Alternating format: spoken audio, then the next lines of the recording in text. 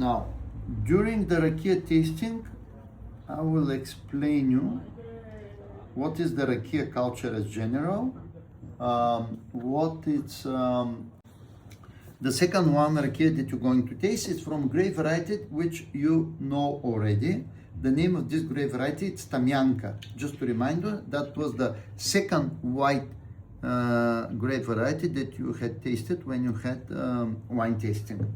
Now, Tamyanka, I don't know if you remember, Tamyanka, the same characteristics, the wines or rakia from Tamyanka are having the same characteristic like the wines or rakia from Muscat.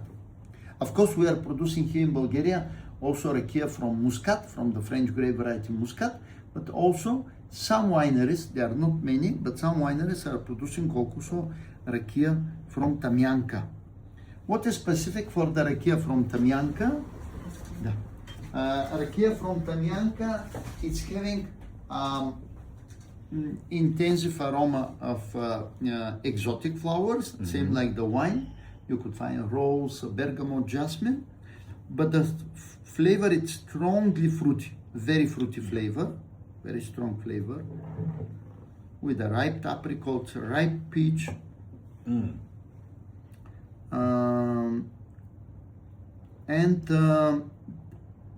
that makes the Tamyanka rakia and Muscat rakia very aromatic and very flavored. Yeah.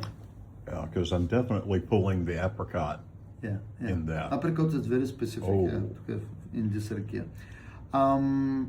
It's very smooth. This rakia, it's coming from the Black Sea coastline region, especially from the northern part of the Black Sea coastline region, next to the town of Kavarna. On the back of the label, you can see where exactly it's coming. The grape for this rakia, you can see on the back of the label. This is the Kaliakra Cape, very popular touristic destination. You see it? Yep. Yeah. Very popular touristic destination. Kaliakra Cape is right next to the town of Kavarna here, and the grape fields are somewhere here in this area. This is the northern part of the Black Sea coastline region. A very small producer, very limited edition of 1,680 bottles. And I think this is one of the last bottles of this Tamyanka rakia that I'm having. Actually, I have to say that in Bulgaria, it's more popular to produce rakia from Muscat and less rakia from Tamyanka. The reason for that is that the customers here in Bulgaria, they are looking mainly for wines from Tamyanka, and grape from Tamyanka to produce rakia, it's not enough. So that's why it's very rare to find rakia from Tamyanka. Okay. Mostly, you could find rakia from Muscat. Of course, they are from one and same family, but they're quite different. I'm sorry. The same characteristics, the wines or rakia from Tamyanka are having the same characteristic like the wines or rakia from Muscat. Of course, we are producing here in Bulgaria also rakia from Muscat, from the French grape variety Muscat, but also some wineries, there are not many, but some wineries are producing also rakia from Tamyanka. What is specific for the rakia from Tamyanka? Rakia from Tamyanka, it's having intensive aroma of exotic flowers, same like the wine. You could find rose, bergamot, jasmine, but the flavor is strongly fruity, very fruity flavor, very strong flavor, with a ripe apricot, ripe peach, and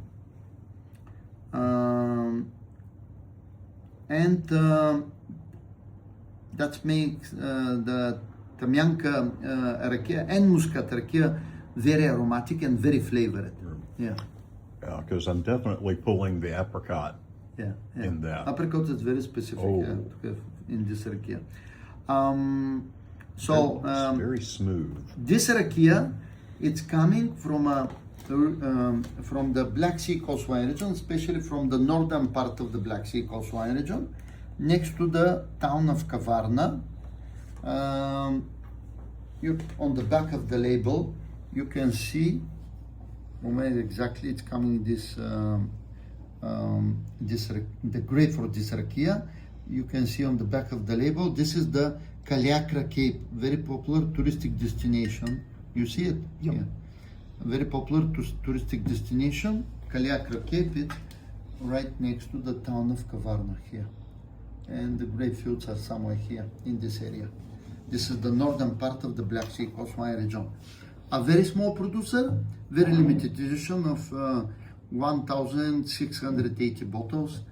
And I think this is one of the last bottles of this Tamyanka Rakia that I'm having. Actually, I have to say that in Bulgaria, it's more popular to produce Rakia from Muscat and less Rakia from Tamyanka. The reason for that is that the customers here in Bulgaria, they are looking mainly for wines from Tamyanka, and grape from Tamyanka to produce Rakia, it's not enough. So that's why it's very rare to find Rakia from Tamyanka. Okay. Mostly, you could find Rakia from Muscat. Of course, they are from one and the same family, but they're quite different. I'm sorry. So, this is about the grape rakia that you have to know that we're having. So, you have to know that the rakia lovers in Bulgaria, they are very conservative. They are very conservative, and those of the rakia lovers that they like the Muscat rakia, they don't like the Muscat or Tamyanka rakia. And opposite, the Muscat or Tamyanka rakia, they don't like Muscat rakia. Just because for Muscat rakia lovers, Muscat rakia, it's too flat, too less aromatic, and they don't feel really the real strong flavor, and that's why for them they don't like this type of rakia. And opposite, the Muscat rakia lovers, they are saying for Muscat rakia that for them Muscat rakia is too parfum, too strong as a flavor. So yeah, Okay. and it's very often to find people that they are very conservative and they are consuming only Muscat rakia or only Muscat rakia. Me, I'm not this type of person. Yeah. Yeah. Something very important also you have to know. As I told you, the process of making rakia, it's at the beginning the same like with the wines. The grapes, it's going for fermentation, but that's what is good to know, that you have two types of rakia. We have one type of rakia which we call Gibruva rakia. Gibruva rakia means rakia which made from gibri. In Bulgaria, gibri we call all those segments that they left after the process of producing wine, including straw, skin, pulp, seeds, everything. All this we call gibri. And usually Gibruva rakia, it's made from everything which left after the process of making wine. Okay. Gibruva rakia mainly are producing the house producers, that they are, and most of them that they don't have grape fields. They're buying gibri from the wineries, and they produce their own rakia. This rakia, it's not very high quality. And also you have to know that this rakia is made also from wineries that they are producing wine, and then everything what's left after the process of producing wine, they use it to produce Gibruva rakia. Okay. But as I said, this rakia, it's not very high quality. High quality is rakia which made from grapes, especially from grapes which are not squeezed with with machine, grapes which are squeezed manually, or don't, maybe it's not correct to say manually, but by themselves. Okay. Usually, grapes you place them in one space where the bottom is with small holes, and like that, every next quantity of grapes, it's pressing the previous quantity of grapes. Like that, they squeeze themselves, and the juice go out by itself, not with a special press machine. Yeah, that's very important for the quality of rakia. And also next process, this is mainly typical for the small producers, where every single process of the process of making rakia, it's under control, and it's the people that they are producing this type of rakia are controlling every single step of the process, and keep an eye on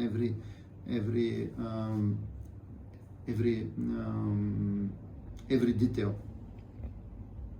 So those sometimes rakia made in this way could be very expensive. After when you squeeze the juice, and this juice is going for distillation, that's what you have to know, that after the process of the distillating process, that's go out, we call distillate. It's not rakia, it's a distillate. And this distillate, it's with the alcohol volume from 65 to 75 alcohol volume percentage, 65 to 75. To arrive to the standards for rakia, the producer must add water, usually distillated or spring source water, to arrive to the standards which are 38 to 40 alcohol volume for fruit rakia, and 40 to 44 for grape rakia. Okay. So there is a special calculation, special formula, how much water you need to add to particular quantity of distillate, so to arrive to those standards. Now the last one that I am serving you, it's a plum rakia. If you remember, I told you that in Bulgaria, from fruit rakia, we're producing mainly plum and apricot rakia. This apricot rakia, it's coming from one producer, again in the northwestern part of the Danube Plain wine region, situated here next to the town of Vidin. It's again very limited edition, just 500 bottles. 500 bottles made from one special type of plums called Stanley plums. It's written here. Wow. The type it's Stanley. It's 3 years old rakia. 3 years old before to be bottled. Now, something very important you have to know also, that in Bulgaria we don't have habit to aging rakia in barrels. It's not typical for us. First of all, because it's quite expensive to aging in barrels.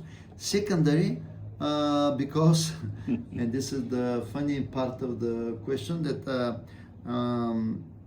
in Bulgaria we joke, of course, that Bulgarians, they don't have patience to wait the rakia to age in a barrel. So they make rakia in autumn, and by the spring, rakia is gone already.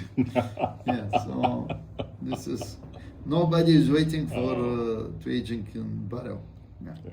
Now, in the last 5-10 years, aging in rakia became more and more popular, especially for some rakia projects, some companies that they are involved only in this to produce only rakia, by buying grapes from somewhere, or people that they're having their own grapes and their own label. So they are, in the last few years, producers that they are aging rakia. So this become more and more popular. Rakia aged in barrels, of course, it's more velvet, more soft, not so sharp as a flavor. Something very important also, you have to know that the difference between aging Rakia and wine is that in the barrels for Rakia, it's placing for aging the distillate, not the Rakia which is ready or ready to drink. First, it's aging the distillate, and then after the process of aging, let's say 3 years or 5 years, then is the process of blending with the water, then bottling, and then it's presented to the customs, because that's the moment when they can calculate the alcohol volume, and on the base of the alcohol volume they can calculate the excise due taxes which are related with the alcohol volume. Yeah, that's why the last process have to be the process of blending with the water, because that's changing the alcohol volume. So this is very important to know. Of course, house producers, they could age Rakia when it's ready. They already make Rakia and they can age it in, usually they are using some 3 to 5 liters wood barrels, small wood barrels.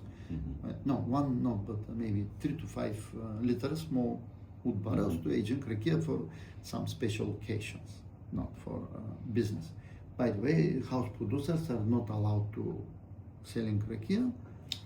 Wow. They can produce as much they want, because the taxes that they are paying are not by volume, it's per unit of distillery.